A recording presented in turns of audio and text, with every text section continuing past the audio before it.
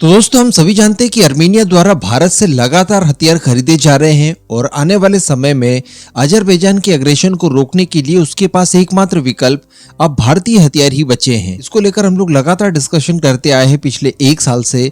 कई सारे वेपन्स को लेकर डील्स हुई है और कई सारे वेपन्स को लेकर डील आने वाले समय में होने जा रही है।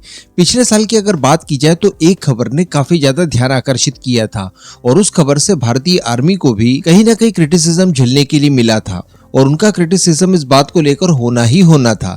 आप सभी को याद होगा, मैंने आपको एक वीडियो बनाकर बताया था कि आर्मेनिया द्वारा इस बात को निर्धारित किया गया है कि वो भारत से 90 की संख्या में ATAGS खरीदने जा रही है। जी हाँ, ये बहुत बड़ा ऑर्डर था और इस डील के बाद आर्मेनियन फोर्सेस ATAGS जो कि भारतीय स्वदेशी आर्टिलरी गन है उसकी सबसे बड़ी उपयोगकर्ता बन जाएगी, क्योंकि अभी तक भारतीय सेना द्वारा इसको ऑर्डर किया ही नहीं गया है। लेकिन एक विदेशी आर्मी जो कि आर्मेनियन आर्मी है उसने इसके ऊपर विश्वास जताते हुए 90 की संख्या में खरीदने का डिसीजन लिया है। हालांकि इससे पहले उन्होंने पोखरण वगैरह में इसकी टेस्टिंग वगैरह करके देखी थी। जब नतीजे सूटेबल उन्हें लगे उसके बाद ही इन्होंने खरीदने का निर्णय लिया। लेकिन सवाल ये उठता है कि इसके टेस्ट एंड ट्रायल तो भारतीय आर्मी द्वारा भी लिए जा चुके हैं और लगभग सभी तरह के रीजंस पे लिए जा चुके हैं और इसने सभी कंडीशन में बढ़िया परफॉर्म करके दिखाया भी है। लेकिन इसके बावजूद भारतीय सेना द्वारा इसको ऑर्डर नहीं किया गया है। लेकिन अगर स्पेशली आर्मेनिया की बात की जाए तो शुरुआत में इस बात को डिक्लेयर कर दिया गया था कि ये 2 फेजेस में खरीदी जाएगी।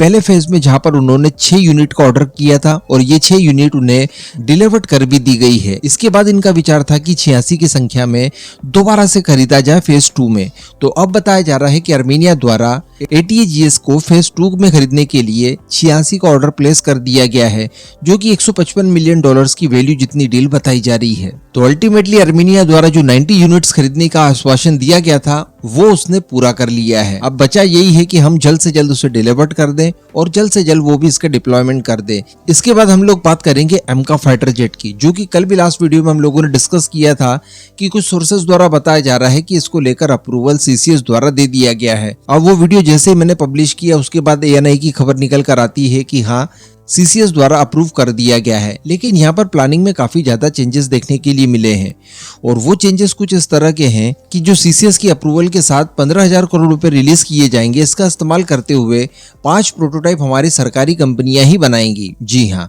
और इन 5 प्रोटोटाइप के जरिए इसके अलग अलग टेस्ट एंड ट्रायल्स कंप्लीट करवाए जाएंगे।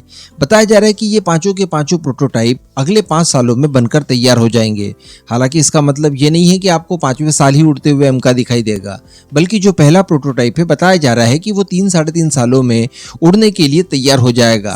तो संभवतः 2027 में हम लोग इसे रोल आउट होते हुए देखेंगे। 27 के अंत तक इसके टैक्सी ट्रायल्स वगैरह कंप्लीट करवाए जा सकते हैं और 2028 में इसकी फर्स्ट फ्लाइट कंडक्ट की जा सकती है। अब इसके अगर ओरिजिनल प्लान की बात की जाए तो पहले हम लोग ये चाह रहे थे कि यहाँ पर पब्लिक प्राइवेट पार्टनरशिप की भागीदारी के ऊपर जोर देना था और डेवलपमेंट पूरा हो जाने के बाद इसकी जब प्रोडक्शन की बारी आती उसके लिए हम लोग सारी जवाबदारियां देने वाले थे प्राइवेट कंपनीज को, जिनके ऊपर निगरानी के लिए हमारी सरकारी कंपनीज थी ही थी। लेकिन हम सभी जानते हैं कि अभी तक इसको लेकर ज्यादा प्राइवेट कंपनियों द्वारा इंटरेस्ट शो नहीं किया गया है। इसके पीछे खैर गलती हमारी ही है, कंपनियों की नहीं है। और वो गलतियां ये है कि इंडिजिनस वेपन्स के ऊपर हमारी फोर्सेस ज्यादा विश्वास नहीं जताती है। ऐसी परिस्थिति में अगर प्राइवेट कंपनियां इस प्रोग्राम से जुड़ जाती है और बाद में अगर हमारी फोर्सेस इनके ऊपर विश्वास न जताते हुए विदेशी चीजें खरीदने शुरू कर दे तो फिर ऐसे में उन्हें लॉसेस हो सकते हैं। हालांकि यहाँ पर कभी भी कुछ नहीं बिगड़ा है। ये जो 5 प्रोटोटाइप बनाने की बात की जा रही है, जब ये सरकारी कंपनियां जिसमें ADA, DRDO और हमारी HAL होगी, ये जब बनाकर उन्हें तैयार कर देगी, जब उनसे टेस्टिंग वगैरह शुरू कर दी जाएगी, जब वो अच्छा परफॉर्म करके बताएंगे तो डेफिनेटली भारतीय सेनाएं इसे बड़ी मात्रा में खरीदने के लिए इंटरेस्ट दिखाएगी ही दिखाएगी। क्योंकि अब हम सभी लोग जानते हैं कि पाकिस्तान जैसा देश भी 5th जनरेशन फाइटर जेट इस्तेमाल करने के लिए तैयार हो चुका है। चाइना और टर्की 2 ऐसे देश सामने निकल कर आए हैं जो उसे प्रोवाइड कराने के लिए भी तैयार हैं। तो ऐसी परिस्थिति में बहुत जरूरी हो जाता है कि एमका भारतीय वायुसेना की सेवा में शामिल किया जाए। तो जब भारतीय वायुसेना का इंटरेस्ट इसके अंदर जागेगा, अपने आप प्राइवेट कंपनियां भी इसको लेकर इंटरेस्ट दिखाना शुरू कर देगी और जब मास प्रोडक्शन की बारी आएगी, जो संभवतः वर्ष 2030 के बाद ही आनी है, उस समय तक हम लोग प्राइवेट कंपनीज की भागीदारी इसमें बड़े स्केल पर ले पाएंगे। अच्छी बात केवल यही है कि इसको अप्रूवल मिल गया है और अब जल्द से जल्द इसके प्रोटोटाइप के ऊपर काम शुरू भी करवा दिया जाएगा।